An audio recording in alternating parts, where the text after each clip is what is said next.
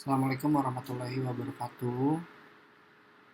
Perkenalkan, nama saya Muhammad Zia Al-Hauduri, dari Sekolah Tinggi Ilmu Ekonomi Swadaya, jurusan akuntansi. Di sini saya akan menjelaskan tentang tax planning, PPh pasal 22, 23, 26, dan final. Ya, seperti yang sebelumnya saya sudah bahas, di sini saya akan menjelaskan mengenai pembahasan hari ini adalah PPh tentang pasal 22, PPh pasal 23, PPh pasal 26, dan PPh final. Yang pertama di sini ada PPh pasal 22. Menurut Undang-Undang Pajak Penghasilan Nomor 36 Tahun 2008, pajak penghasilan pasal 22 atau biasa disebut PPh pasal 22 adalah bentuk pemotongan atau pemungutan pajak yang dilakukan satu pihak terhadap wajib pajak dan berkaitan dengan kegiatan perdagangan barang. Yang selanjutnya di sini ada objek dan tarif PPh pasal 22. Yang pertama, jika memiliki API atau angka pengenal impor, itu akan dikenakan pajak sebesar 2,5%. Jika memang tidak memiliki API atau angka pengenal impor, itu akan dikenakan pajak sebesar 7,5%. Yang selanjutnya itu untuk pemenang hasil lelang yang tidak dikuasai, itu akan dikenakan pajak sebesar 7,5% juga. Jadi masing-masing objek berbeda-beda untuk tarif PPh pasalnya ya. Untuk selanjutnya, barang yang tidak dikuasai. Apa sih maksud dari barang tidak dikuasai?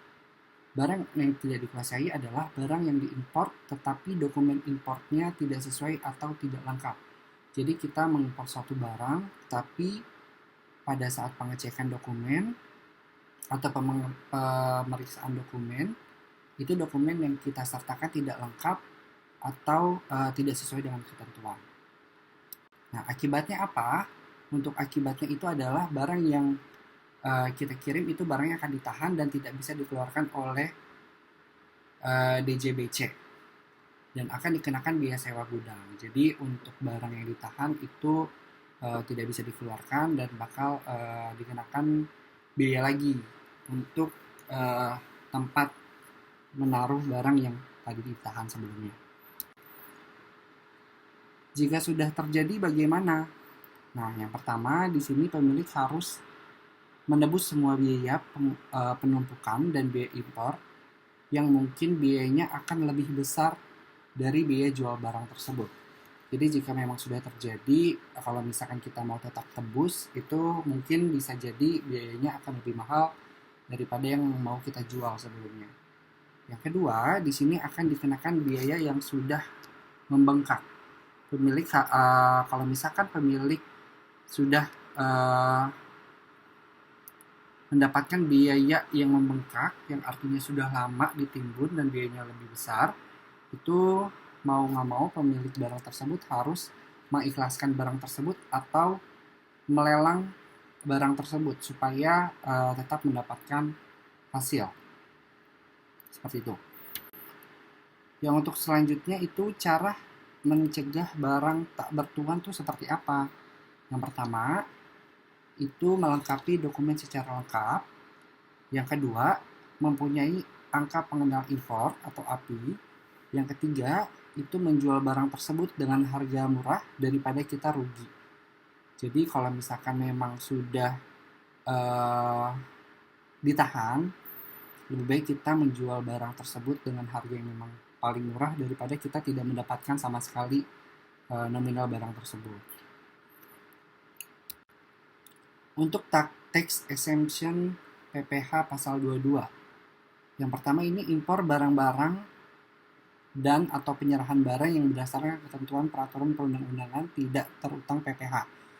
Pengecualian tersebut harus dinyatakan dengan surat keterangan bebas PPh pasal 22 yang diterbitkan oleh Direktur Jenderal Pajak. Yang kedua, impor barang-barang yang dibebaskan dari bea masuk. Untuk yang selanjutnya, pembebasan atas penyerahan barang yang dibebankan kepada belanja negara atau daerah yang meliputi jumlah kurang dari 2 juta. Dan ini bukan merupakan jumlah yang dipecah-pecah ya, jadi memang jumlah dalam satu barangnya. Untuk yang selanjutnya itu adalah pembayaran untuk pembelian bahan bakar minyak, listrik, gas, air minum atau PDAM, benda-benda pos, dan telepon. Untuk tarifnya sebelumnya sudah saya jelaskan, masih sama. Untuk yang api itu 2,5%, non api itu 7,5%, barang yang tidak dikuasai itu 7,5% ya. Dan ini untuk tarif PPh pasal 22 berdasarkan atas penjualan hasil produksi yang ditetapkan berdasarkan keputusan Direktur Jenderal Pajak. Itu salah satunya ada kertas, dia kenanya 0,1% dikali PPN. Yang kedua itu ada semen, untuk barang semen itu 0,25% dikali PPN. Yang ketiga itu ada barang baja, 0,3% dikali PPN. Yang keempat itu ada barang otomotif, yaitu 0,4% dikali PPN. Untuk selanjutnya, atas penjualan barang yang tergolong mewah, itu tarif PPh pasal 22-nya sebesar 1% atas penjualan barang mewah. Jadi untuk penjualan barang yang tergolong mewah, itu tarif PPh-nya itu sebesar 1% dikenakannya ya. Contohnya itu adalah rumah beserta tanahnya yang dijual atau harga pengalihannya lebih dari 30 miliar atau luas bangunannya lebih dari 400 meter persegi. Yang kedua, itu ada apartemen, kondominium, dan sejenisnya dengan harga jual atau pengalihannya lebih dari 30 miliar atau luas bangunannya lebih dari 400 meter persegi.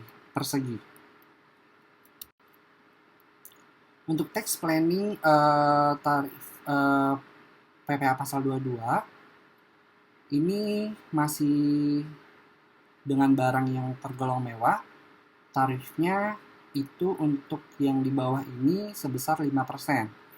Contohnya seperti pesawat terbang pribadi dan helikopter, kapal persiar, kendaraan bermotor roda 4, berupa sedan, jeep, minibus, dan sejenisnya yang harga jualnya lebih dari 2 miliar atau kapasitasnya lebih dari 3000 cc.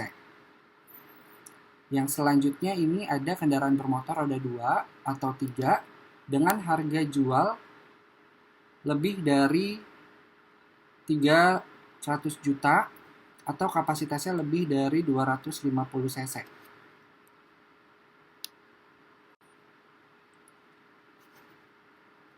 Tax planning untuk PPh pasal 22 itu yang pertama mengajukan pembebasan atau pemotongan pemungutan pasal PPh pasal 22 jika kondisi perusahaan masih merugi. Jadi kalau misalkan perusahaan itu masih merugi, itu bisa mengajukan pembebasan atau pemotongan biaya. Yang kedua, itu mengajukan pembebasan pemungutan PPh pasal 22 jika perusahaan masuk dalam kategori pengusaha tertentu yang memiliki peredaran bruto tertentu sesuai dengan pajak perundang-undangan 23 tahun 2018. Yang selanjutnya itu ada untuk perusahaan di bidang importir dapat mengajukan untuk mendapatkan angka pengenal impor untuk meminimalisir tarif. Oke, untuk yang selanjutnya di sini saya akan bahas tentang PPh pasal 23. PPh pasal 23 itu mengatur mengenai pajak yang dipotong oleh pengungut pajak dari wajib pajak atas penghasilan yang diperoleh dari modal, contohnya dividen, bunga, royalti, dan lain-lain. Penyerahan jasa atau penyelenggaraan kegiatan selain yang dipotong dalam pajak penghasilan pasal 21. Subjek pajaknya itu ada wajib pajak dalam negeri, bentuk usaha tetap, dan wajib pajak luar negeri. Untuk pemotong PPh pasal 23, itu yang pertama ada badan pemerintah, subjek pajak badan dalam negeri, bentuk usaha tetap atau BUT, perwakilan perusahaan dalam negeri, atau orang pribadi sebagai WPDN yang ditunjuk DJP. Tarif PPh pasal 23 Ini 15% dari peredaran bruto atas dividen bunga, royalti, hadiah, penghargaan, bonus, dan sejenisnya. Untuk yang 2% itu dari peredaran atas jasa-jasa seperti sewa jasa manajemen, jasa konsultan, jasa konstruksi, dan lainnya. Yang sering terjadi pada PPh pasal 23 itu adanya shifting dan dispute. Oke, untuk shifting sendiri dari objek pajak menjadi tidak kena pajak atau dari pajak yang besar menjadi kecil dengan cara melanggar peraturan undang-undang. Yang dispute itu perselisihan antara penyewa dan penyedia sewa. Solusinya gimana?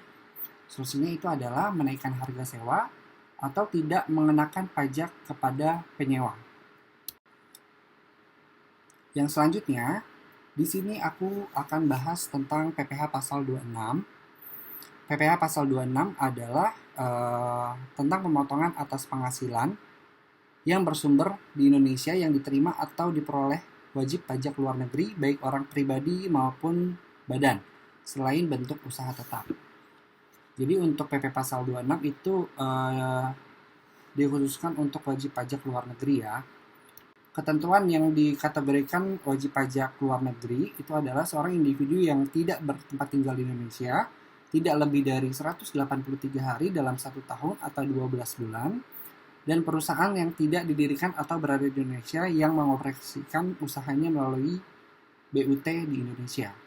Jadi ini untuk ketentuan yang dikategorikan sebagai wajib pajak luar negeri ya. Objek pajaknya itu apa aja? Ada dividen, bunga termasuk premium, diskonto dan imbalan, royalti, sewa, dan penghasilan lain sehubungan dengan penggunaan harta. Yang selanjutnya itu ada imbalan, kemudian hadiah dan penghargaan.